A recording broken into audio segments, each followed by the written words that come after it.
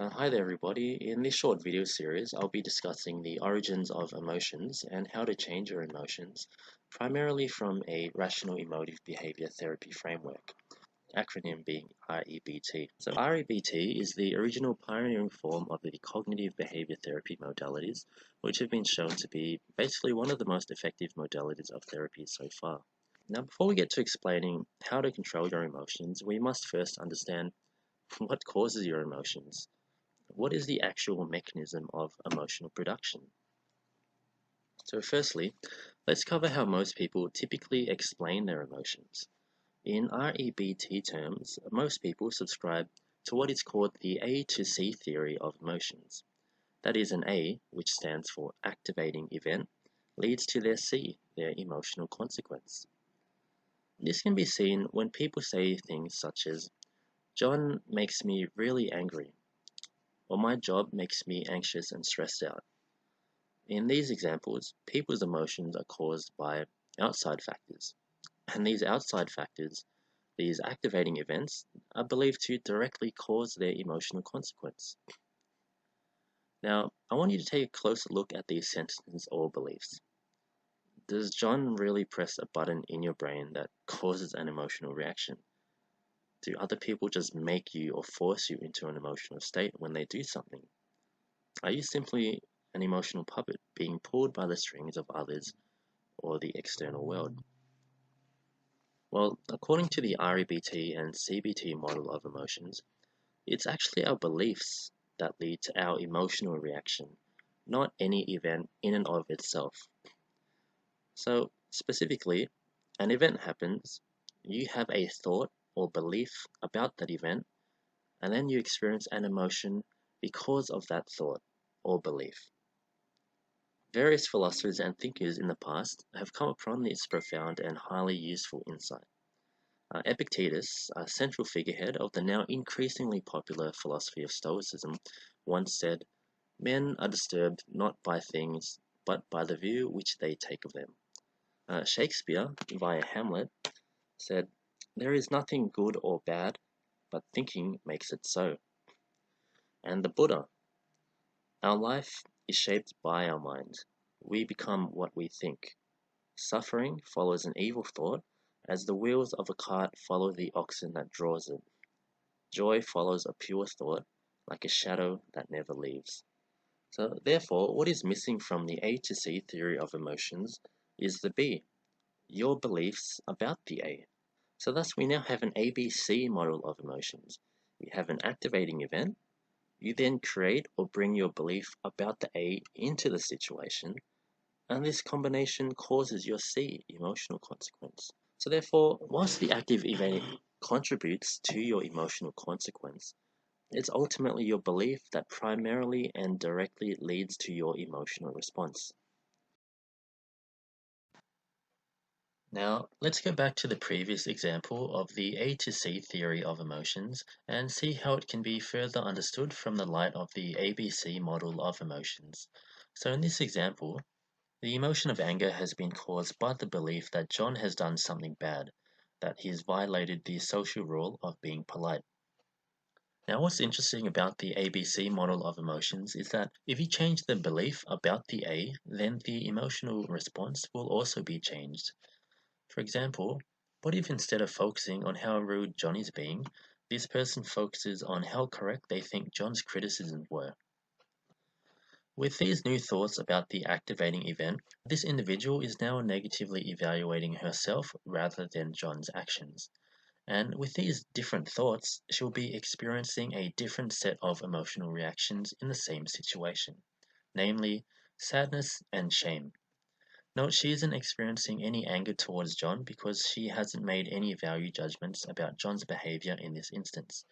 She has, however, devalued herself, which led to her feelings of sadness and shame. So here, interestingly, the activating event is the same, yet when you change the beliefs or the thoughts about it, you can get completely different emotional reactions. However, if this person has both of these thoughts at the same time, then she'd be experiencing both emotions at the same time as well. Now, I'm sure most of you have had moments in life where you've experienced multiple emotions about a single event. So perhaps you were sad, disappointed, and angry all at once. Well, that makes sense because according to the ABC model of emotions, it just means that you had multiple thoughts about that event, and these different thoughts led you to experiencing different emotions simultaneously. Okay, so now you're probably getting the hang of it. Different thoughts will lead to different emotions. But have a think now. Are there any other emotions that could be experienced in the exact same situation? Could this person actually experience happiness and joy? Well, that seems rather unlikely, right? I mean, who would find it enjoyable to be criticized over making a mistake?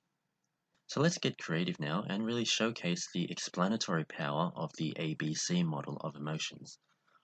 So imagine if this person truly dislikes John and actively wants him to experience some sort of suffering as punishment for his action.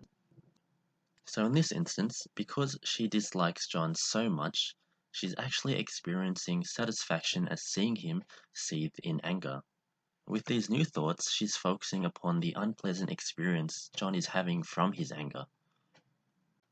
And this sounds odd and sadistic, but in fact there's actually a German term for it, Schadenfreude, pleasure derived from someone else's misfortune.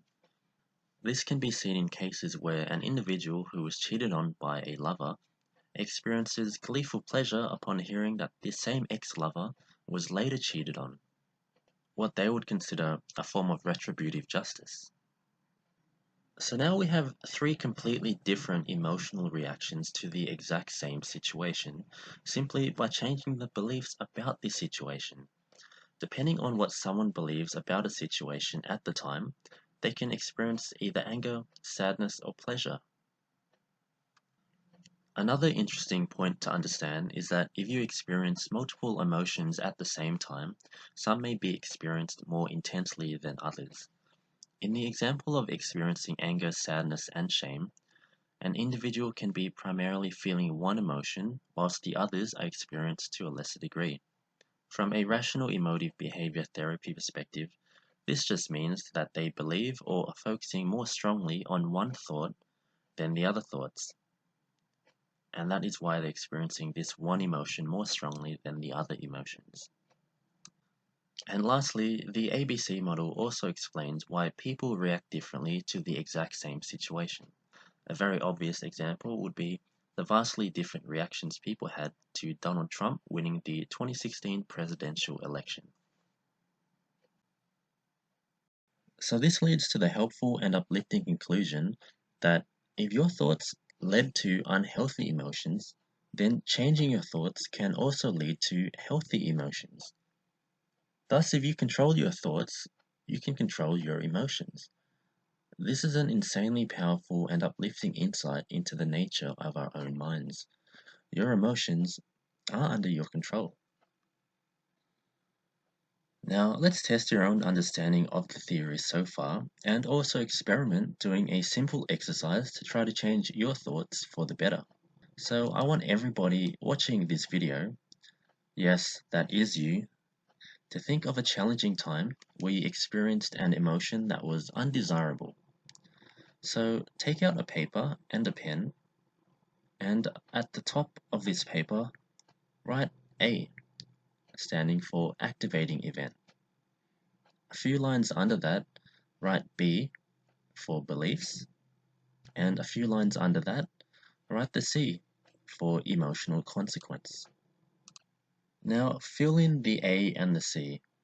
Write down what the situation was, and then write down what your emotional response was, specifically the undesirable emotional response you had in this situation.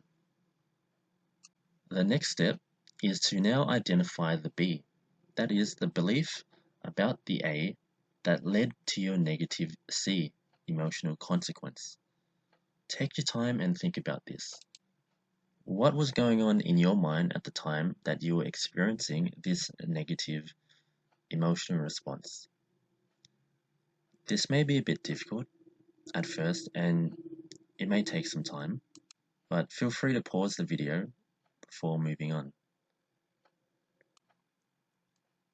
Okay, great. So now you've managed to formulate your undesirable emotional response in accordance with the ABC model of emotions. Good job in completing the first step to emotional mastery. And for those who haven't done it, please pause the video and do try to do the exercise. I guarantee you this will be helpful. Now have a go at changing the C.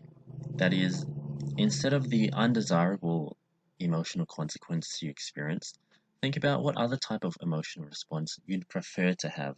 What do you think would be an appropriate emotional response in this situation? For instance, instead of experiencing social anxiety, I might prefer to experience excitement and no anxiety in this situation. Again, feel free to pause the video and have a think about this before moving on. So now that you've identified the alternative emotional response you think you'd like to have in this situation, now it's up to you to identify what belief would you have to hold that would cause the C. That is, what type of thoughts would you have in this situation that would lead to the emotional response you'd prefer to have? Here's an example of a belief that would lead to the desirable C in this situation. Again, feel free to pause the video and have a hard think about what belief would lead to your desirable emotional response. Now, once you've completed that, look over it and see if you're satisfied with it.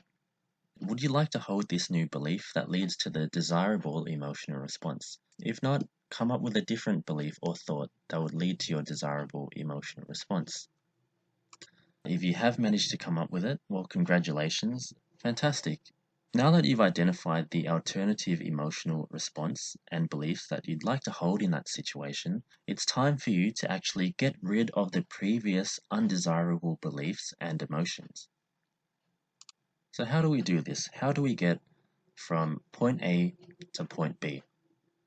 Well, basically, step 3 requires us to attack our old beliefs. That is, to get rid of this unhelpful belief, we have to debate, argue, and undermine the belief. This is where you determine that the belief is either illogical or unhelpful or both. This is also where you begin to think like a scientist and ask questions like, why is this belief true? What evidence contradicts the belief? If I continue to hold on to this belief, will it help improve my life or just make my life more difficult? Learning to identify and dispute your own unhelpful thoughts is a skill that can be trained.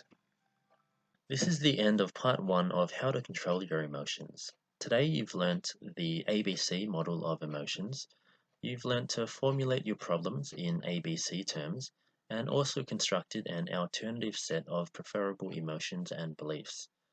Finally, you've learned that to get rid of unhelpful beliefs and emotions, you must attack the underlying thoughts with the mind of a scientist and philosopher. In the next video, we'll go into even more detailed theory about how to do this and provide an even more effective exercise to help change your thoughts for the better. So I hope this video has been helpful so far. I really do recommend going on to watching the next video of this short course. And if you did find it helpful or enlightening, please give it a like and subscribe, as I'll keep making helpful video for you and expand upon this one. So thanks for watching and happy living.